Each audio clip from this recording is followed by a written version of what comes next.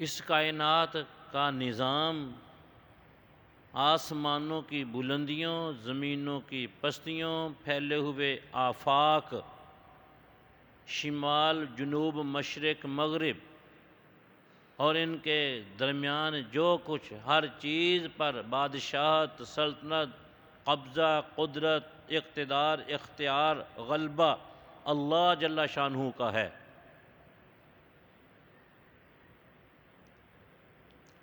اللہ جل شانہ نے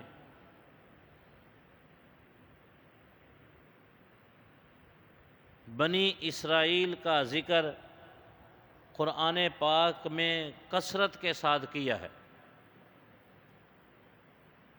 بنی اسرائیل، بنی کا معنی ہوتا ہے بیٹے، ابن کی جمع ہے۔ اسرائیل حضرت یعقوب علیہ السلام کا لقب ہے، تو اس کا معنی یہ بنے گا یا بنی اسرائیل، اے یعقوب علیہ السلام کی اولاد۔ یعقوب علیہ السلام حضرت اسحاق علیہ السلام کے بیٹے ہیں۔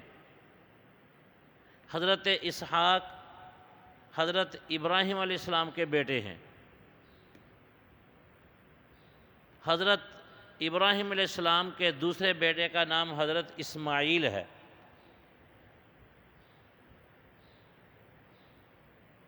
حضرت اسحاق سے یعقوب، اور یعقوب علیہ السلام سے جو آگے نسل چلی، جو اولاد چلی، ان کو بنی اسرائیل کہا جاتا ہے۔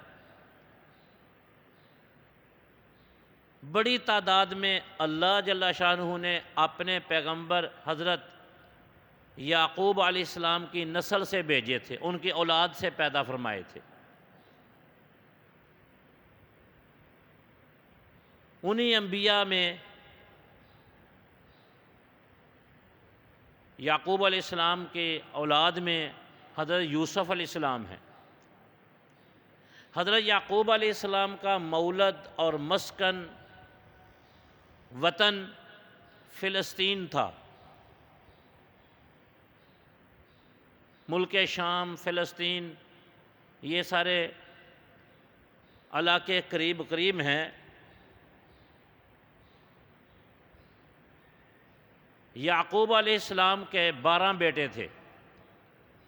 ایک بیٹے کا نام یوسف ہے۔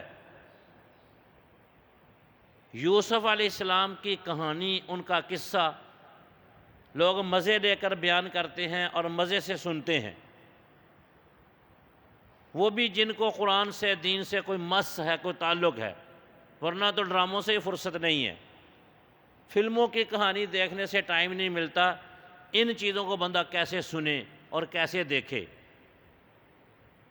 یعقوب علیہ السلام کا تذکرہ ان کی اولاد کا ذکر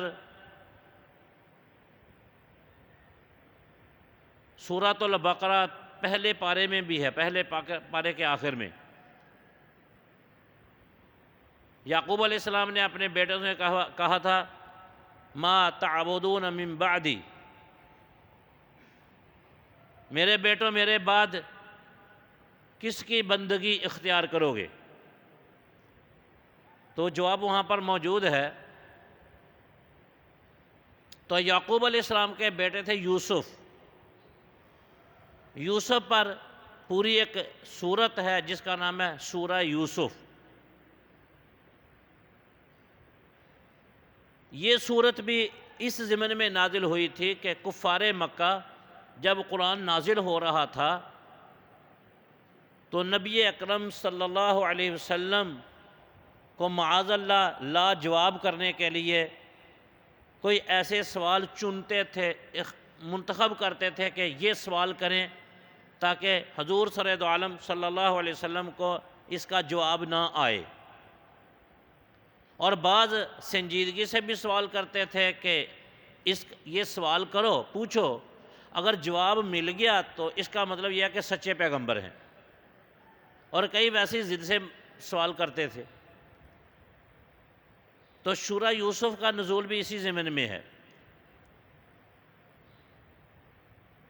اس لیے بنی اسرائیل یعنی یعقوب علیہ السلام کی اولاد یوسف علیہ السلام کی وجہ سے مصر میں آ کر آباد ہو گئی تھی۔ یوسف علیہ السلام کی کہانی کا قصے کا تذکرہ ملک مصر کے ساتھ ہے۔ جب ان کا ذکر آتا ہے تو مصر کا تذکرہ خود بخود آئے گا۔